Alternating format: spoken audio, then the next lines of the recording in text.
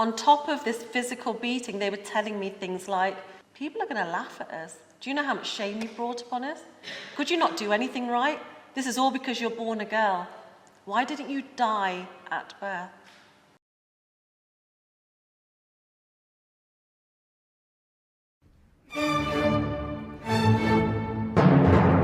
With there being no private business, we now move on to the main order of business for tonight. An address by Nina Aouilk. Nina is a public advocate and speaker who survived an attempted honour killing and abusive relationships. She uses her lived experiences to campaign for survivors of abuse worldwide, for gender equality and for cultural awareness. In this aim, she is the founder of the organisation End Honour Killings, frequently appeals to national and international governments, and uses the media to raise awareness. A big round of applause, please, for Nina.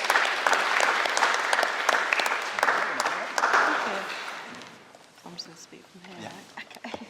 I shouldn't actually be here. And what I mean by that is I've had lots of attempts on my life.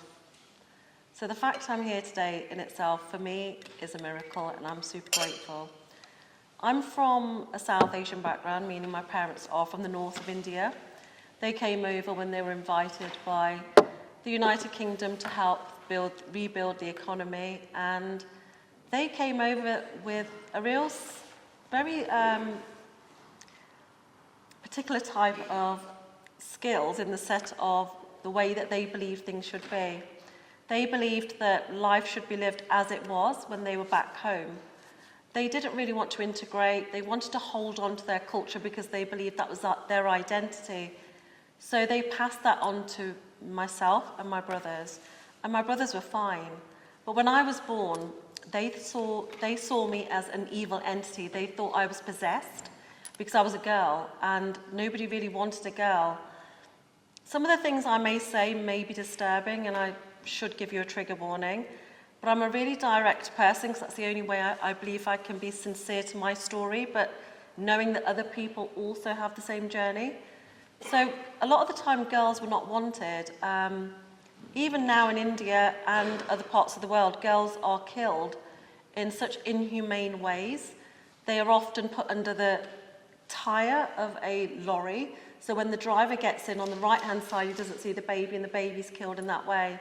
They're given up or they're dumped in different places, all because they're born girls. My brothers were treated really well, but I, from the age of 6, became a modern-day slave. What does that mean? What is a modern-day slave? And how can that happen to someone born in this country? It meant that I was in my room 24/7 and only allowed out when called. I didn't get to sit and watch television with my parents. I didn't get to eat with them. The only time I came out of my room was to cook or to clean. And then I would scurry back. I wouldn't speak to anyone. I didn't even really have any toys or anything in my room. It was very different to their rooms. My mum had this really nice light sort of purple carpet. It was really deep and plush. And I remember standing on it when I changed her bed sheets thinking, I wish my floor was like this. But my floor was very different. It was literally not even polished flooring. I would get splinters in my hair often, pushing my ear against a door, trying to listen to when they were going to call me, and I had literally no friends. You can get really lonely not having anyone to turn to. And maybe even now you felt lonely because you're surrounded by people you don't even know. But imagine feeling like that in a family where you're supposed to be loved, right? But I had a dog. I don't know if any of you have got any pets, but animals give you love unconditionally, and that's exactly what she did. Where I didn't have any bed sheets, I didn't have a pillow, she would keep me warm. And I had her from a little bundle. When she was like 6 months old, she'd come in. It was my job to look after her. So she really became my only friend, but also my best friend. And time went on until I got to the age of 14 when, and I talk about this feeling that we get in our stomachs when we know we're in a wrong place, or we're sitting next to somebody on a bus or a train and we don't feel comfortable. It's almost like there's a signaling system saying, watch out, beware, be careful. But we often don't listen to it. I sometimes wonder if it's like us from the future saying back to us, something's about to happen, but, you know, you've got to get out of the situation. But at 14, there wasn't really anywhere I could go. And one of my jobs, as I said, was to cook and clean. But my dad, every Friday or Saturday, would go to the pub, which was a common thing, and it still is for a lot of people, where they'll bring back a lot of their friends. Maybe you guys do it to each other's houses, you know, where you go to someone's house for pre-drinks or after party drinks, I don't know. But that was a thing then for adults, and they still do it.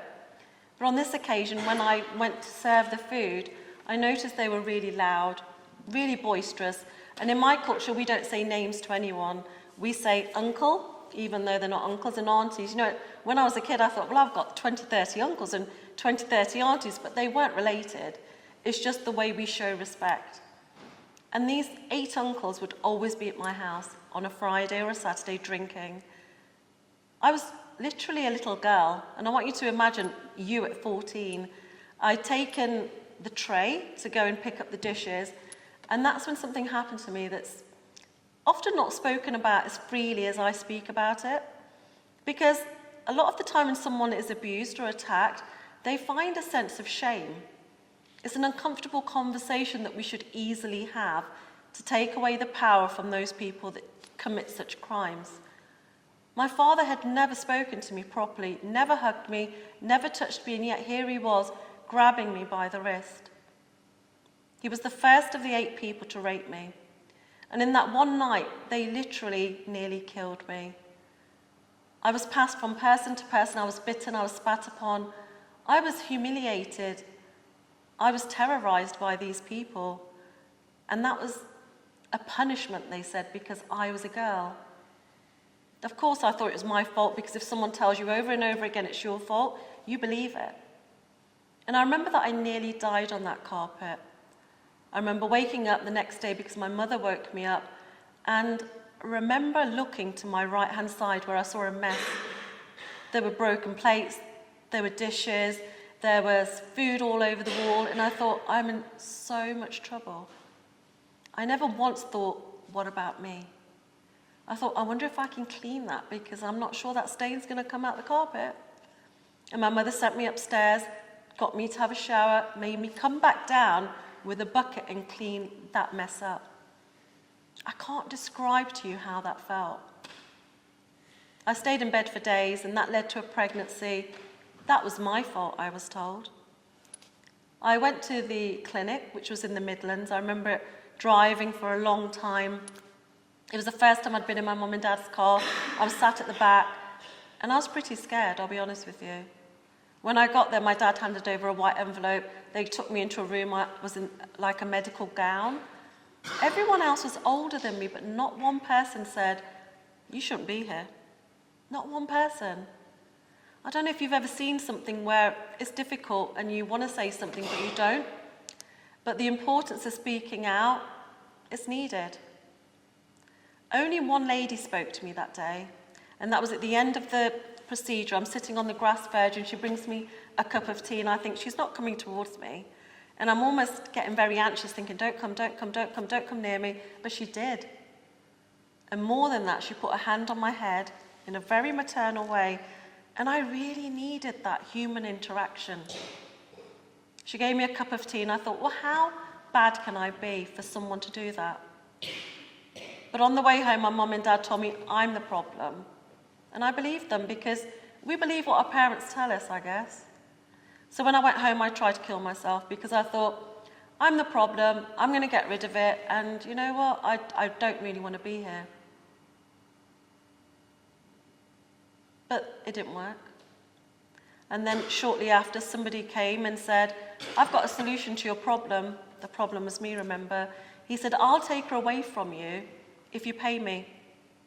So I was traded in what's called trafficking. I was traded to be a bride in a sham wedding. And what does that mean? I was marrying somebody's son, but he already had a girlfriend. This was just for show, because in my community, it's about what everybody else thinks. My parents believe in honor. And if I did something wrong, or my brothers did something wrong, people would point and say, you really messed up with your family. So to save honor, I was going to have this pretend wedding. My father turned around and said to this man, and he was the one that bit me all down my arm on the night of the rape, he said, you can have her for your for your needs. She's your sex slave. And his wife said, well, I need her to cook. And my mother said, well, she can do whatever she does here for you. And I sat there and I had no choice. I'm 15 years old, shaking, and I have the photos, and I look scared, I look unhappy, but I'm just doing what everyone else is telling me to do because it's the easiest thing to do.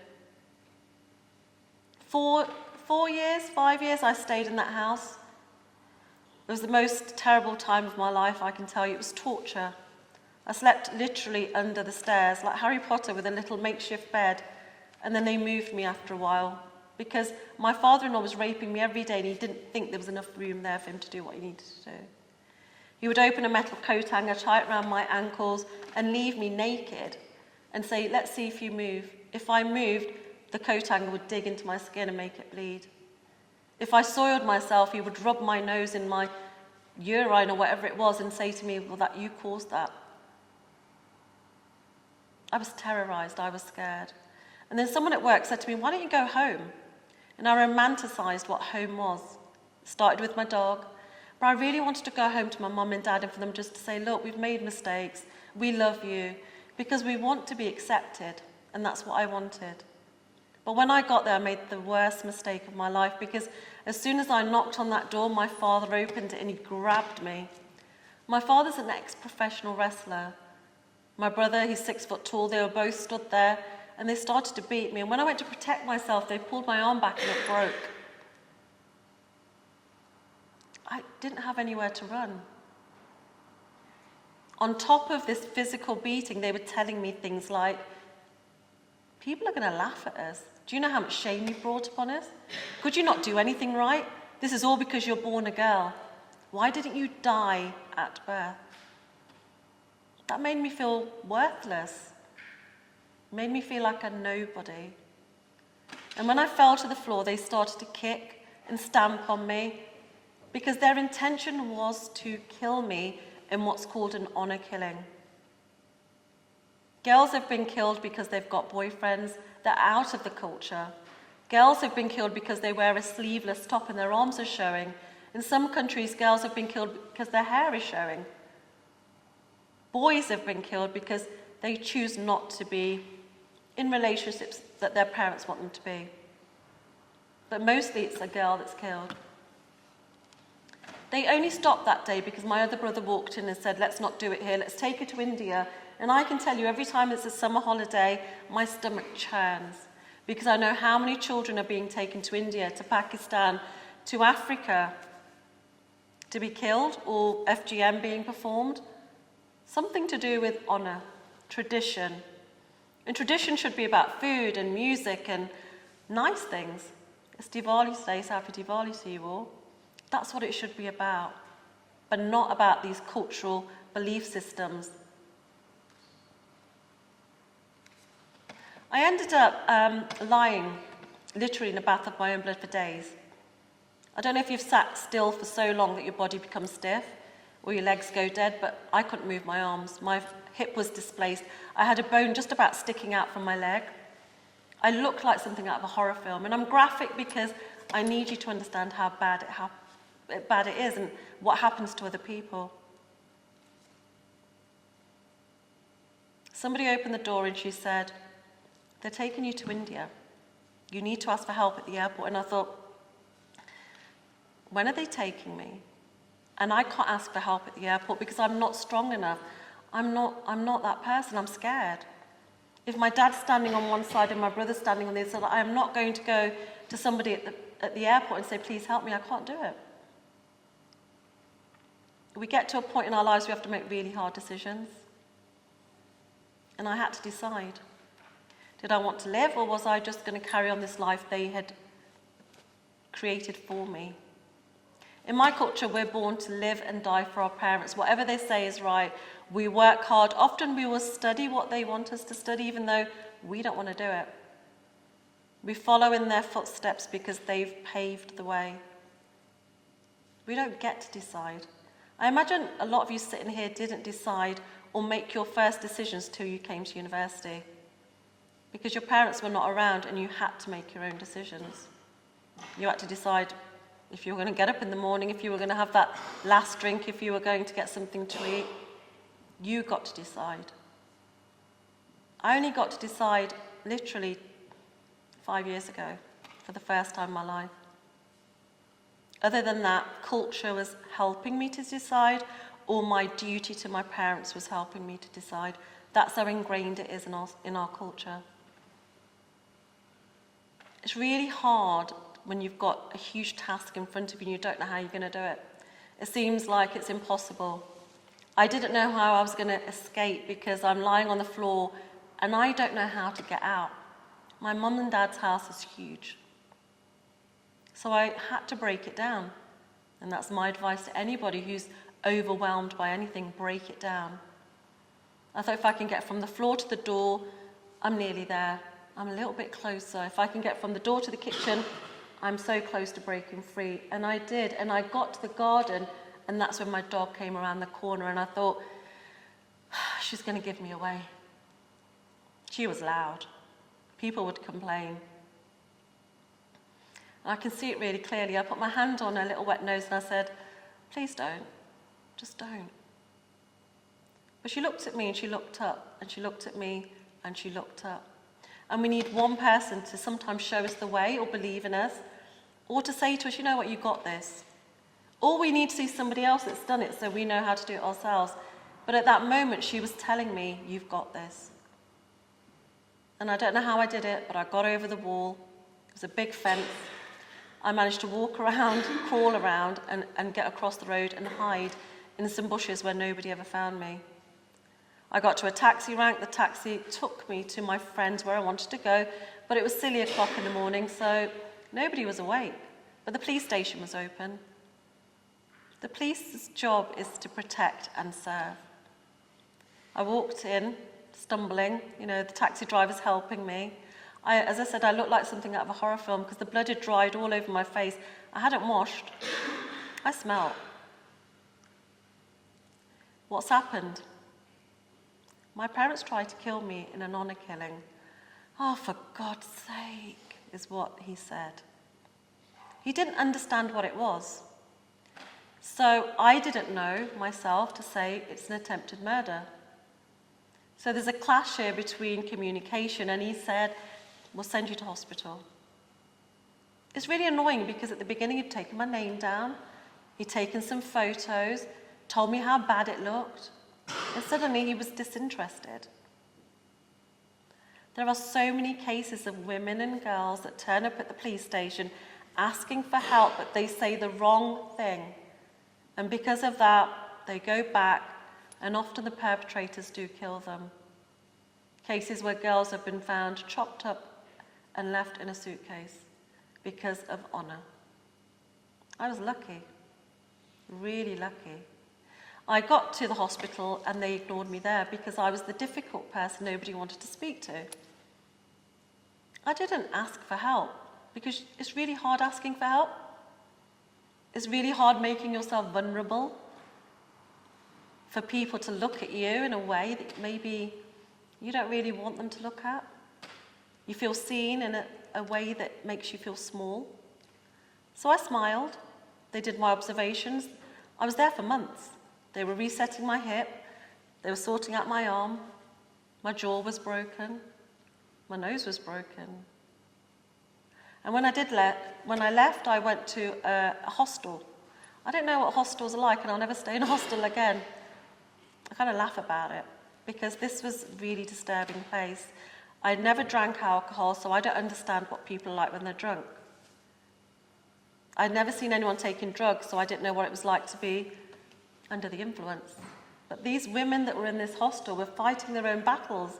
They were dancing with their own demons, and there I was thinking, judging, I don't want to be near these kind of people, instead of understanding that they too are suffering. I said to the warden, can I go? I don't want to be here. I have a friend. They'll put me up. Well, if you want to, but you can't come back. No, I don't want to come back. So I went. And when I got to my friend's, I knocked on the door, and her boyfriend answered. But now I'm being told they split up a while ago. Oh, you've been in hospital for a long time. A lot has changed. She's gone, I'm on my own, but I do have a 2-bedroom place, and you can rent one of the rooms if you pay me. And I think, this is amazing. This guy is really helping. He wants to help me. What a hero. I have a friend. I go to work really quickly. I get a job in the local council. And at those times, we used to get our wages in a little brown packet. So I used to say, here's the money. Because my parents had never taught me one thing, how to manage money. I saw lots of money coming into our house because my father was wealthy. He ran lots of pubs and clubs. And it was always cash. So I, at the age of 6, 8, 12, I was always counting money. I felt like the door opens and money comes. I had no problems with that. For me, I could make money easily. And I was giving it to him, not understanding that that was my money. He took advantage of me. And about 8 or 9 months later, he said, do you want to go to a party? And I was like, yeah, I've never been to a party. Let's go. You know, I'm ready to go. Let's have fun. Not understanding what parties are like, where there's alcohol. It's not against my religion to drink. A lot of Punjabis are known for drinking. They can handle their drink. But I had never drank in my life.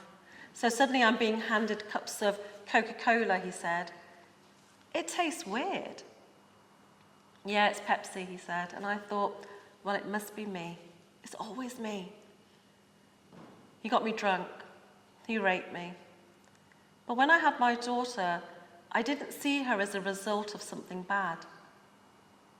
I saw her as a change. This person had changed everything. I felt I had something that belonged to me, something to love. I celebrated her as soon as she was born. I promised she would never not feel loved. And I started a business from home. I started selling mobile phones because nobody had one back then. Now everyone has one. But in those times, it was a rarity. I ended up getting a business premises in the middle of the town centre. And then I bought that property. And then I bought the property next door. So now I'm doing really, really well. I've started doing plasma screens, wrapping people's cars. I only wanted to wrap baby Bentleys. So it was a niche. I kept finding little niches. When you have a niche, people will always come to you because not everyone's doing the same thing. But you've just got to find that little thing that you're good at. I've got a son now, and I'm pregnant again for the 3rd time. And now, the violence is really escalating. I give my ex-partner between £5,000 and £8,000 a month. Because he didn't work, but he stays with me, so I'm paying him. Again, not understanding, that's not normal. But I didn't know what normal was, because I never saw my mum and dad in a relationship. They didn't go out for dinner. They didn't hold hands. We weren't taught about love in my culture. No one speaks about it. No one speaks about the word happy either. I really didn't understand what happy means, that it's a feeling, it's an emotion. So I'm carrying on life, doing my best for my kids, trying to make as much money as I possibly can, and it comes to me so easily because that's what my reality is. But I'm heavily pregnant. I'm pushed down the stairs and I end up at the hospital and I give birth to my 3rd little boy. Oh, my baby boy.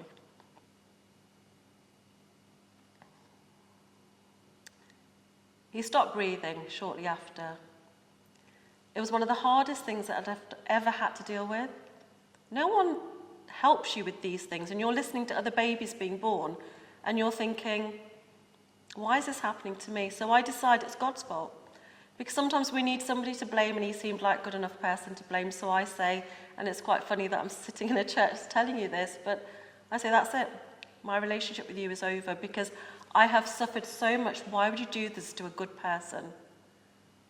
I do go into a really deep, dark place.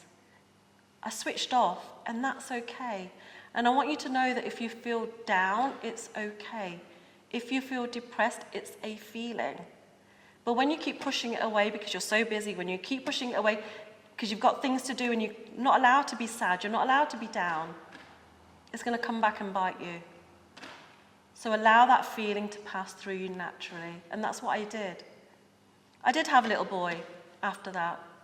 And I've got 3 children now, and my daughter's gone off to university, and there's a clash between the family. You know, my son's now 16, he's standing up to his dad, and he hits him. His dad hits him. And I think, this is not good, because you can hit me, but you don't hit the children. That's wrong. I'm supposed to protect them, right? But when you're in a situation sometimes where you're not in control, your reality becomes very distorted. From the outside looking in, people are thinking, it's so obvious what's happening here, but it's not obvious to me. So I send him off to boarding school, and he's surrounded by horses and Michelin star chefs, as I was saying earlier, and he's having a great time. But we're not. My youngest son and I are not having a great time. My daughter comes back every time. She tells me, this might be the last time I see you, because the violence is getting worse, because my pillow has been set on fire as I sleep. We have locks on our doors now. The control is really intense. I remember hugging her at the train station, and she would always say, please leave him. But I didn't. Because sometimes we don't know how to stop and walk away from things that are bad for us. We make excuses for other people's bad behavior. We don't really want to face realities. 10 years ago in September, I was homeless. And when I say homeless, I mean homeless. I lost everything. 7-bedroom house, all my nice cars, all my lovely bags, which mean nothing now. I had nothing. I had one thing, and that was my youngest son's hand in mine. We escaped an attempted murder because of my daughter. We survived. She received a text message from her father saying, I'm sorry. And she said, sorry for what? She's at university. She's running out the lecture theatre saying, what is he sorry for? She's hundreds of miles away from me, and she's scared. She doesn't ring the police. She rings me. I don't answer the phone because I'm asleep. You see, one of the photos is of me asleep on the sofa, which I don't do. I had insomnia because of the pillow being set on fire. My hair had been set alight. I really didn't sleep. Her brother was slumped on a table, so she thinks there's something really wrong here. But she doesn't stop. Sometimes you'll try something once or twice and you'll give up. If she had given up ringing us that day, I would not be sat here. She carried on, and she carried on, and she carried on. She was relentless until I answered the phone. And I answer the phone, and my throat is so dry, and I say, I need some water. I don't know. I don't feel right. Very disorientated. I go to the kitchen, and I go to start pouring some water in a glass, and I see that my ex-partner has turned on the taps of the cooker, and the whole house is full of gas. It was full of gas for hours. He had done that with intention to kill us. If I'd woke up later and switched the light on, the house would have exploded, or I would have died of carbon monoxide poisoning, and my son. So 10 years ago, we're free. For the first time, we're free, but we are homeless. Again, sat in the church seems very apt to my story, because it was a lady from the school, because my children were at an independent school, and she knew exactly what was going on. But not like everyone else, turning a blind eye, not wanting to get involved, not wanting that difficult conversation. She said, listen, 2 of my children are at uni, I've got 2 empty rooms, I want you to stay with us. I'm not very good at accepting help, maybe you're not. No, I don't need it, I can do it myself.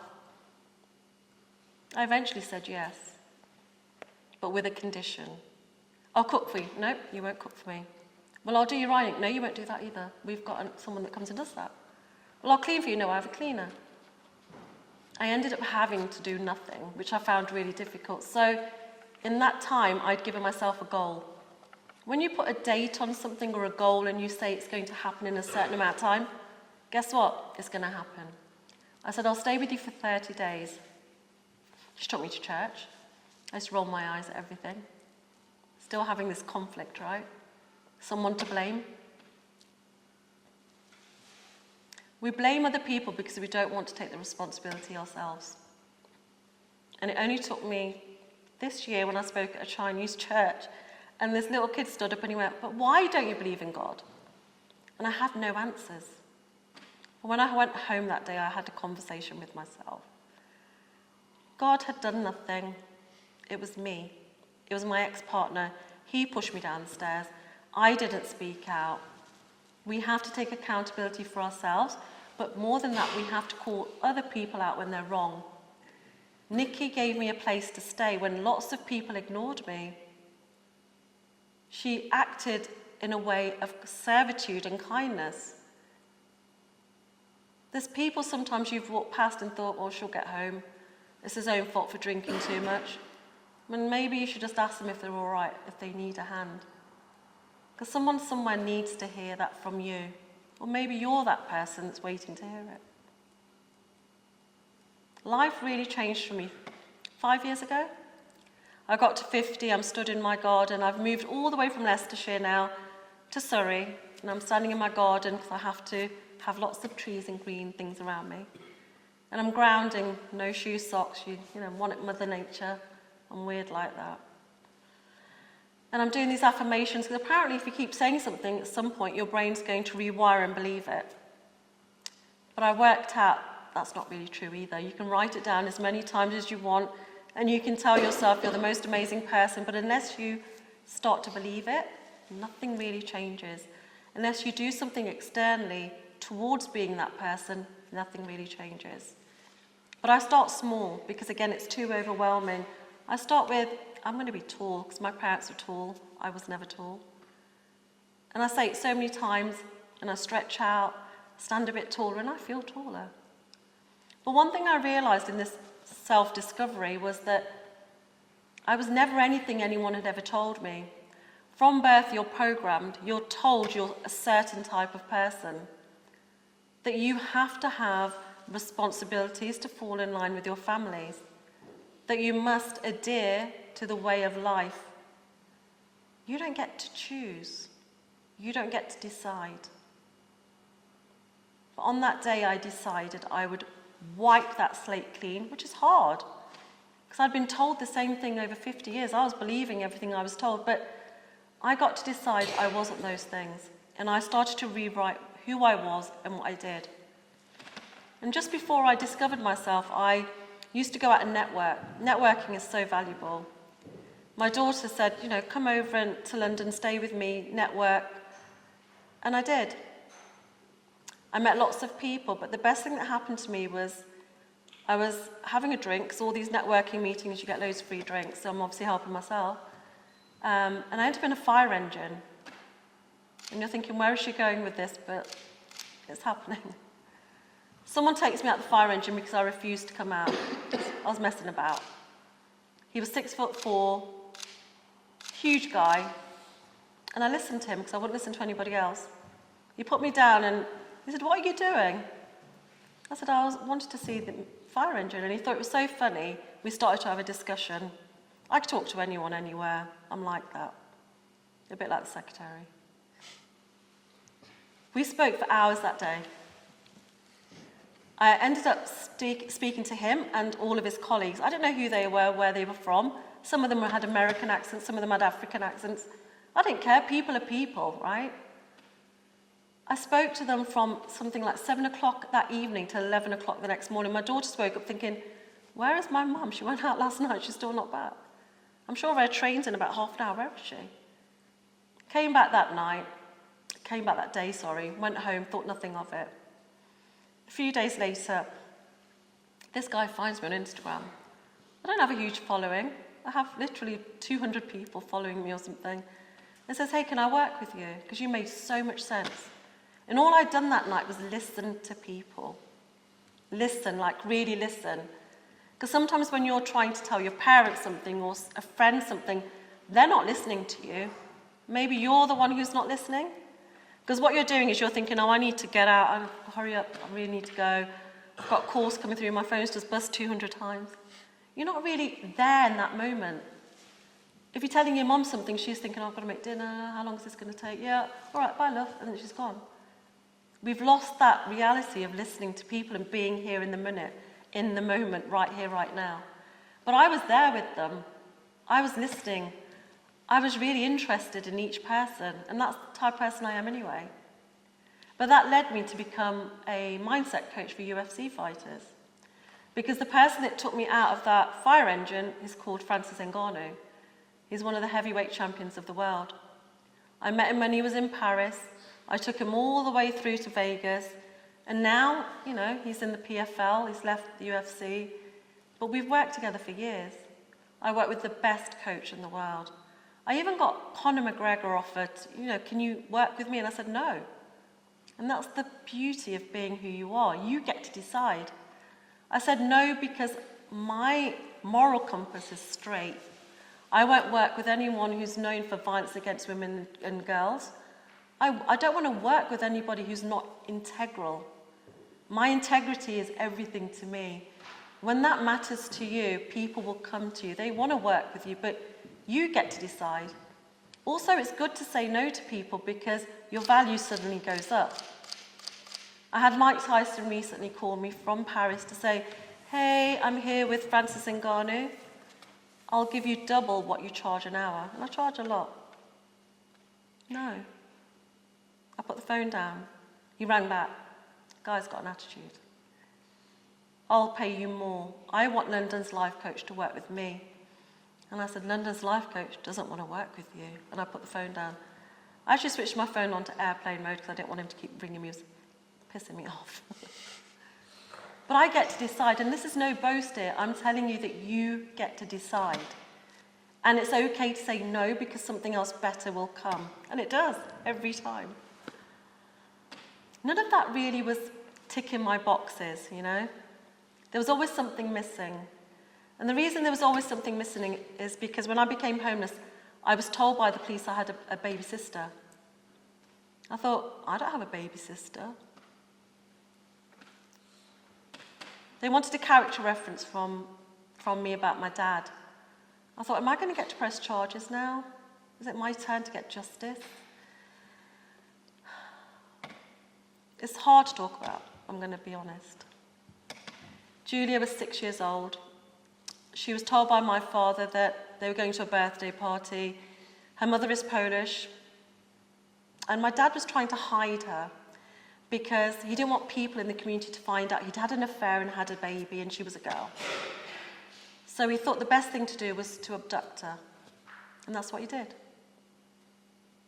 He disappeared. He sold her to human traffickers in India and she didn't come back. He got 4 years in jail. You get more for campaigning as an activist. Ask me about it. But he was released because they took into consideration honour-based abuse. I'm working with the lawyers at the minute in London to change the law wording. They were like, Nina, we can create a new law and call it Nina's Law. And I said, it's not about me. It never has been about me. It's about the message. If ego gets in the way, it destroys everything. Let's keep this about the message.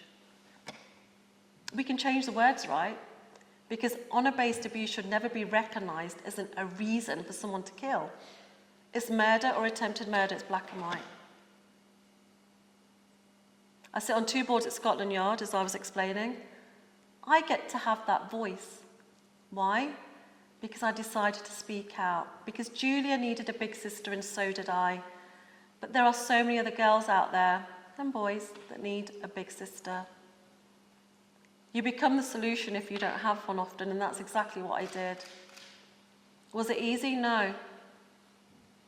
I'd only just found my little bit of peace and safety, and I gave it all up. And I remember speaking to my children saying, look, you're not going to like this, but I haven't suffered and learnt my lessons not to help others. That would be selfish, and I'm on this earth to be of service to others. So I want to leave the world a better place than the way I found it. I want to give love to those kids that were never told as young babies they were loved, that they were good enough. I want to be that love letter that's handed out to everyone and they read the letter and say, oh my God, I'm amazing, I could do bloody anything. Because there's not enough people doing it. And they were like, well, you're going to do this anyway, right? I was like, yeah. So in my head, again, I needed a plan. I said, I'm going to have 100 messages to the world, and that's what I'll do. Because 100 people will listen to my story, they'll take the message out there, and then maybe 100 people more will listen, and it's a domino effect. It was tiring. Nobody wanted to listen to me or talk to me. It was like, oh, for God's sake.